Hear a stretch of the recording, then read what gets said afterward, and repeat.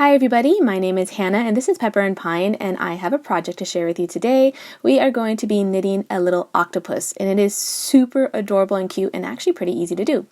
I'm using Lamb's Pride wool yarn and this is in the color Cranberry Swirl, which is just gorgeous.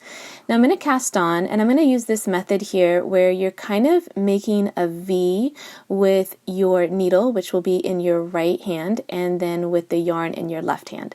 Now I am using bulky yarn and these are size 10 needles. So you're going to be grabbing from the yarn on your thumb and then looping it around in the yarn that's on your finger. Now there are many different ways to cast on and this is just one way.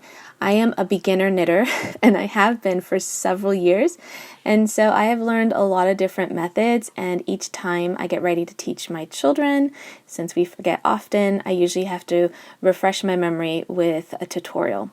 Alright, so we want to cast on about 15 stitches and we basically want to knit a square, and I'm going to show you just a really simple method here for knitting. And again, there are lots of different ways that you can do this, but one thing you want to keep in mind if you want to make this especially helpful for a child, like beneficial for a child, is to make sure that you've got your cross body action going on.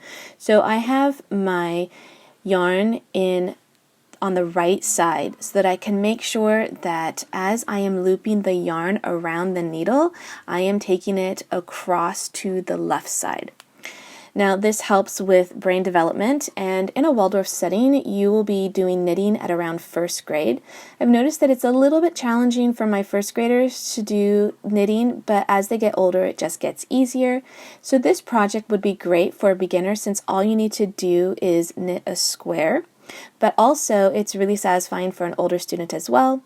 So my son, who is 11, is working on this project, and this is just the sample that I'm making for him to follow.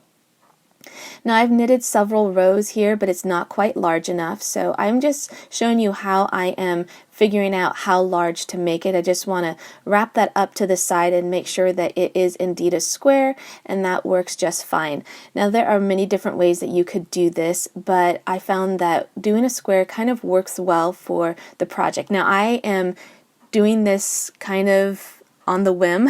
I wasn't quite sure how it was going to turn out, but it actually turns out really well.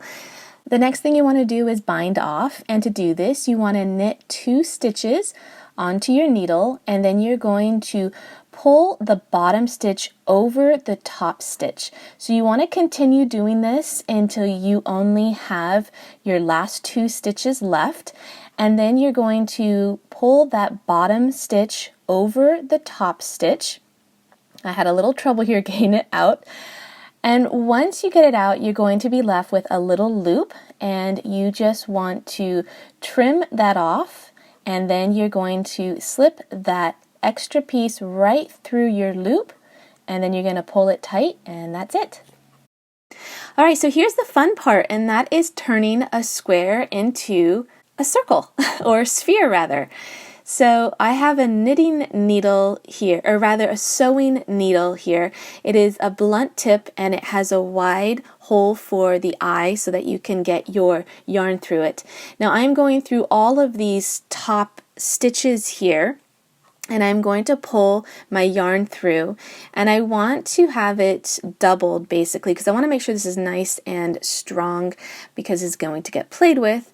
And so rather than just using one strand of yarn, I'm using 2 strands of yarn, and then I am tying it off. So I've got a lot of loose ends there that I'm just going to trim off, and you can see now that we have just looped the very top part of what will become the octopus. Next we want to just stitch the sides closed. Alright, so I am just going to stitch around the base of the head of the octopus, and then once I get all the way around, I'm going to pull this tightly, and that way you can kind of see the head form, and then you've got this extra bit at the bottom. My son is just pointing out where the beak should go for the octopus, and he wants to make one out of a piece of wood or clay or something, but he hasn't yet, but that is an idea if you want to make it more authentic. So now comes the fun part, and well, actually it's all fun, but now comes the next part, and that is to make the tentacles. And I am doing a twizzle, which is basically plying yarn together. And I've got 4 pieces of yarn that I'm going to ply together, and this is how you do it. And I'm showing it to you in real time so you know how long it takes to actually do this. So on my left hand, I've got basically a loop for where I loop the yarn basically, and in my right hand, I've got all the extra end pieces. So I just slip that through that loop. So once you apply the yarn together, you can see it completely stays like that. It's not going to come undone, but I just want to make sure that the top part does stay well stitched together.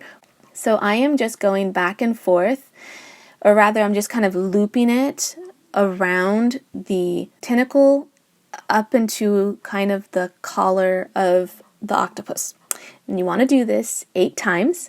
And this is what it looks like when it's nearly done. I absolutely love it at this point. It's just super cute and totally looks like an octopus, but we just want to add some eyes.